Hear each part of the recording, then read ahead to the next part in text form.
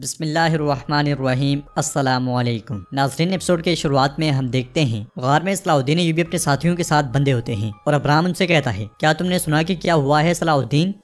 तुम कैसे सुनोगे, तुम तो मेरे कैदी हो। मेरा दोस्त तुम्हारी जमीनें लेने जा रहा है और सुल्तान नूरुद्दीन ने कुछ नहीं किया। तो सलाहुद्दीन अय्यूबी कहते हैं, तुम झूठ बोल रहे हो, मैंने कबीला उनके सुपुर्द कर दिया था, रियासत मेरी अमानत में खयानत नहीं करेगी। जो अपने अब्राहम कहता है वो पहले ही कर चुके हैं। तुमने बिला वजह रियासत के लिए अपनी जान खतरे में डाली, वो तुम्हारा कबीला हटा देंगे जिस तरह उन्होंने तुम्हें हटाकर एक तरफ फेंक दिया। मुझे राज दो और आजाद हो जाओ, तभी तुम अपना कबीला बचा सकते हो, वरना ग्रिगोर अपनी फौज के साथ हमला करेगा, तुम्हारा कबीला तबाह हो जाएगा। इस पर सलाहुद्दीन अय्यूबी कहते हैं, मैं अपनी जान तो दे सकता हूँ मगर राज हरगिज नहीं दूंगा। यह सुनते साथी अब्राहम उनके साथियों की जानिब देखता है और कहता है, चलो देखते हैं कि क्या तुम्हारे साथी भी तुम्हारी तरह मजबूत हैं या नहीं। इसके साथ ही उसके इशारे पर कमांडर एक नोकदार आला दमीर जान के सर पर रख देता है और आहिस्ता आहिस्ता उसे घुमाने लग जाता है। जैसे जैसे वो नोकदार आला घुमाता है, कीलें उसके सर में घुसती चली जाती हैं। फिर अब्राहम उसे घुमाते हुए कहता है, बोलो सलाहुद्दीन बोलो। सलाहुद्दीन अय्यूबी और उनके साथी बहुत ज्यादा तड़पते हैं। दमीर जान को भी बहुत तकलीफ होती है और उसके सर से खून निकलना शुरू हो जाता है। अब्राहम चिल्लाते हुए कहता है, राज दो राज दो राज दो, वरना तुम्हारा ये आदमी तुम्हारे सामने मर जाएगा। शदीद तरीन तकलीफ से दमीर जान कांपने लग जाता है। यह देखकर सलाहुद्दीन अय्यूबी को बहुत दुख होता है। कबीले में हम देखते हैं कि तुरान शाह अमीर अय्यूब से कहता है, सुलेबियों की फौज हमले की तैयारी कर रही है बाबा, यहाँ हम तादाद में बहुत कम हैं, हम क्या करेंगे? फिर सुरैया खातून कहती हैं, हम अभी तक नहीं जानते कि सलाहुद्दीन के साथ क्या हुआ है। मैं जाकर उसे ढूंढूंगी, चाहे मैं मर ही जाऊं, लेकिन मुझे उसकी तलाश में मर जाने दें। मैं यहाँ बैठकर इंतजार नहीं कर सकती।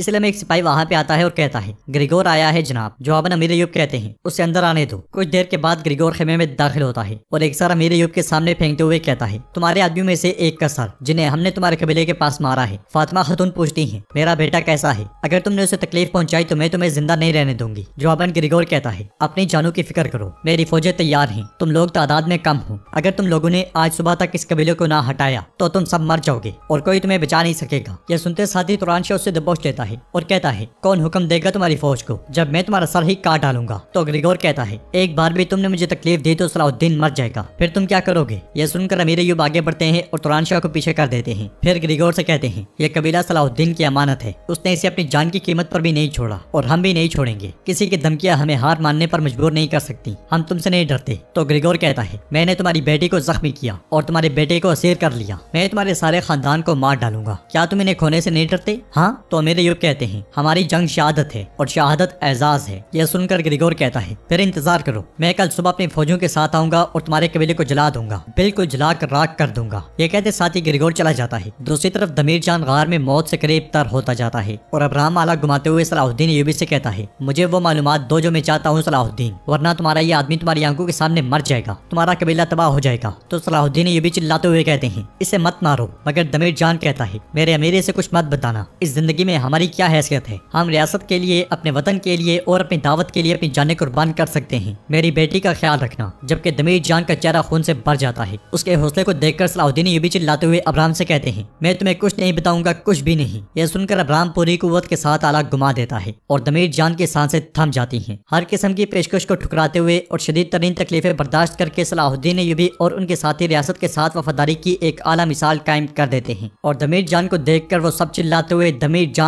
जान पुकारते ही चले जाते हैं। इधर गजा में ग्रिगोर अपनी फौज से कहता है, मेरे बहादुर जंगजुओं, मेरी फौज सलाहुद्दीन के कबीले के करीब इंतजार कर रही है, अब हम जाएंगे और हमला शुरू करेंगे। मैं चाहता हूँ कि तुम सिर्फ खून खून और खून बहाओ, हम कबीले के हर फर्द और सलाहुद्दीन के अजीजों को ज़िबाह कर देंगे। ये कहते साथ ही वो तलवार लहराते हुए जीत हमारी होगी का नारा बुलंद करता है। तो तमाम सिपाही यही जुमले दोहराते हैं, जीत हमारी होगी, जीत हमारी होगी, जीत हमारी होगी। दूसरी तरफ गार में दमीर जान को मारने के बाद अब्राहम आला इब्राहिम के सर में रख देता है और थोड़ी देर आले को घुमाने के बाद सलाहुद्दीन अय्यूबी के सामने जा खड़ा होता है। फिर कहता है, तुम्हारा कबीला खून की नदियों में बदल जाएगा, लेकिन मैं अब भी उन्हें रोक सकता हूँ अगर तुम बोलो तो, वरना तुम्हारे आदमी एक एक करके मर जाएंगे और फिर तुम्हारी बारी आएगी सलाहुद्दीन। ये कहते साथ ही अब्राहम चला जाता है और सलाहुद्दीन अय्यूबी कहते हैं, इब्राहिम हिम्मत करो। हर तरफ से नाकामी के बाद सलाहुद्दीन अय्यूबी अपने हाथ का एक अंगूठा मजबूती से पकड़ लेते हैं और कहते हैं, मेरे प्यारे और मेरा कबीला खतरे में है, मेरे अल्लाह मेरी मदद फरमा। उधर हम देखते हैं कि ग्रिगोर सिपाहियों और कमांडरों के साथ सलाहुद्दीन अय्यूबी के कबीले की जानी पेशकदमी कर रहा होता है और गार में हम देखते हैं कि काफी देर की कोशिश के बाद आखिरकार सलाहुद्दीन अय्यूबी अपना एक अंगूठा तोड़ डालते हैं, जिससे उन्हें बहुत तकलीफ होती है और शोर की आवाज सुनकर एक स्लूबी स्पाई वहां आकर पूछता है तुम क्यों चीखे हो? तो सलाहुद्दीन यूबी कहते हैं ये इंतकाम की आवाज है।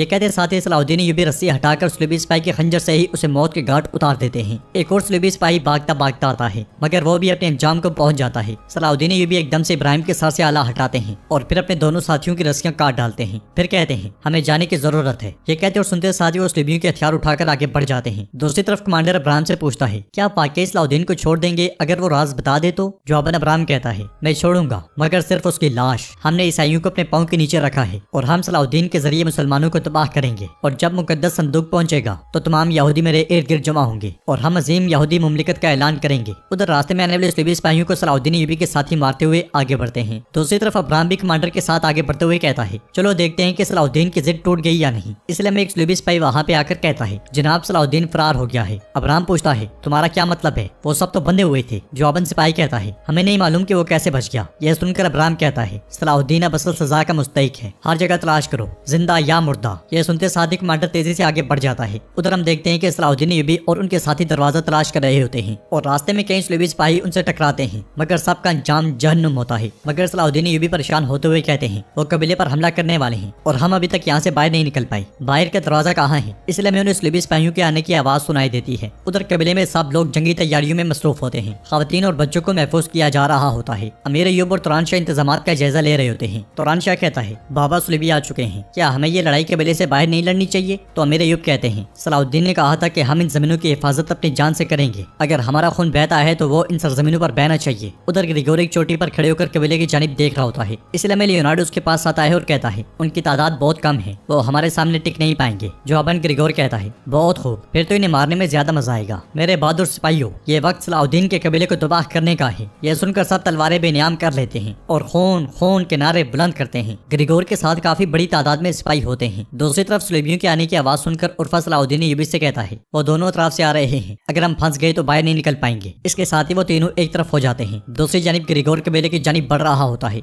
इधर कमांडर एक मुकाम पर पहुंचकर बुलंद आवाज से कहता है सलाहुद्दीन यहाँ से गुजर गया है, लानत हो, हम दरवाजे की तरफ चलेंगे, चलो जल्दी करो। नाजरीन कमांडर इसलिए बुलंद आवाज में कहता है कि सलाहुद्दीन यूबी भी उसकी बात सुन लें। तो उसकी आवाज सुनकर सलाहुद्दीन यूबी अपने साथियों से कहते हैं अब हम जानते हैं कि दरवाजा कहाँ है, हम वही जाएंगे जहाँ ये जाएंगे, चलो। इसके साथ ही वो वहाँ से निकल जाते हैं और कुछ देर आगे बढ़ने के बाद देखते हैं कि रास्ते में कुछ सुलेबी सिपाही तैनात होते हैं। उन्हें देखकर सलाहुद्दीन यूबी कहते हैं बाहर निकलने का दरवाजा यहाँ है। जबकि कमांडर अब्राहम के पास जाकर कहता है मैंने सिपाहियों को उस दरवाजे की तरफ जाने की हिदायत दी, वैसे ही जैसे आपका हुक्म था जनाब। तो अब्राहम मुस्कुराते हुए कहता है सलाहुद्दीन सोचेगा कि ये बाहर निकलने का दरवाजा है, मगर वो नहीं जानता कि वहाँ पे मौत उसका इंतजार कर रही होगी। दूसरी तरफ सलाहुद्दीन यूबी दरवाजे पर खड़े सुलेबी सिपाहियों को मौत के घाट उतार देते हैं और फिर दरवाजे की जानिब बढ़ते हैं। नाजरीन दरवाजे के पीछे जाल लगा होता है और जब सलाहुद्दीन यूबी आहिस्ता आहिस्ता दरवाजा खोलने की कोशिश करते हैं तो रस्सी के साथ बंधी हुई आग बारूद के करीब तर हो दी जाती है। जबकि अब्राहम कमांडर से कह रहा होता है चलो चलते हैं। सलाहुद्दीन के जिस्म के टुकड़े देखते हैं, फिर आगे बढ़ते हुए कहता है यह तुम्हारे रास्ते का इख्तिताम है सलाहुद्दीन। जवाबन पीछे से आने वाले सलाहुद्दीन यूबी कहते हैं ताहम अब तुम मरोगे। खौफ के मारे अब्राहम एकदम से पलटता है तो सलाहुद्दीन यूबी सही सलामत उसके सामने खड़े होते हैं और उस लम्हे को याद करते हैं जब उन्होंने दरवाजा खोलते खोलते एकदम से दरवाजा छोड़ दिया था और साथियों से कहा था हम जब अंदर दाखिल हो रहे थे तो मैंने अच्छे से देखा था, यह वो दरवाजा नहीं है जिससे हम अंदर दाखिल हुए थे।